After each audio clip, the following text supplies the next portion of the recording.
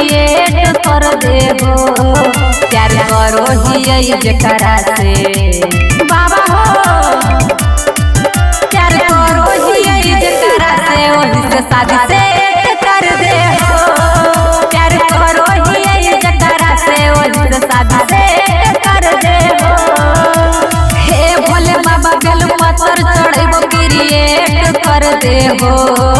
प्यार करो ही जकरा से वही से शादी से कर दे हो। प्यार करो ही जकरा से वही से शादी से कर दे हो।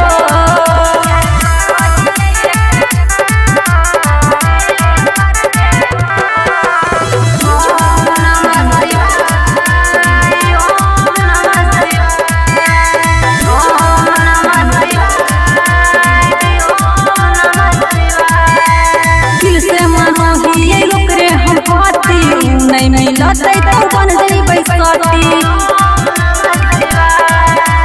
दिल से मानो ही लोकरे हम पाती, नहीं मिलते तो बन जइबै सती। सातो जन्म तक हमरे रहे एग्रीमेंट कर दे हो। सातो जन्म तक हमरे रहे एग्रीमेंट कर दे हो।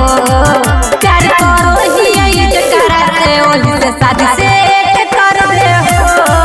प्यार करो ही जकरा से वही से शादी से कर दे हो।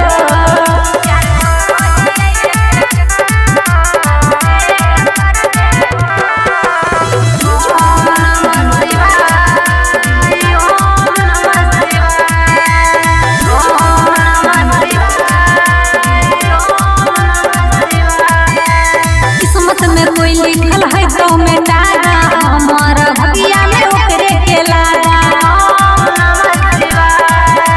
किस्मत में कोई लिखल है तो मिटागा, हमारा भगिया में ओकरे के लागा। पूजा हिर के जिंदगी में सेलेक्ट कर दे हो।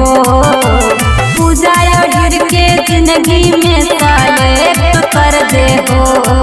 प्यार करो ही जकरा से वही से शादी से कर दे हो। प्यार करो ही जकरा से वही से शादी से कर दे हो। प्रेजेंटेड बाय कलश रिकॉर्डिंग स्टूडियो चिवाड़ा।